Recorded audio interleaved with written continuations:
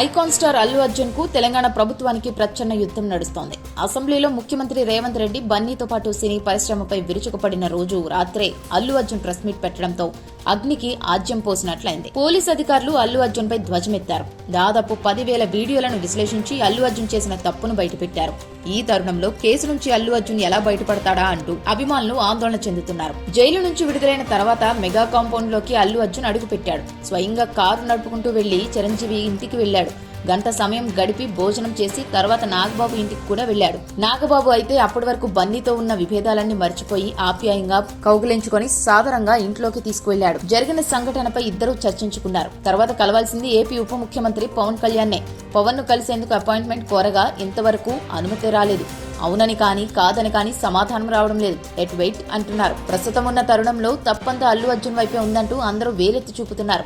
ప్రస్తుతం పవన్ ప్రజాప్రతినిధిగా ఉన్నారు. సంధ్యా థియేటర్లో జరిగిన తొక్కిసలాట తర్వాత బన్నీ మీడియా సమావేశం రాజకీయ రంగు పులుముకుంది. ఇటువంటి తరుణంతో బన్నీతో పవన్ కళ్యాణ్ సమావేశమైతే ఇది రాజకీయంగా మరింత ఉద్రిక్త పరిస్థితులకు దారితీసే అవకాశం ఉంది. వీటిని అంచనా వేసుకున్న పవన్ కళ్యాణ్ బన్నీకి అపాయింట్మెంట్ ఇవ్వడానికి నిరాకరిస్తున్నట్లు తెలుస్తోంది. సినిమా హీరోగా ఉంటే వెంటనే కలిసేవాడు. కానీ ప్రస్తుతం ఉప ముఖ్యమంత్రి హోదాలో ఉన్నారు.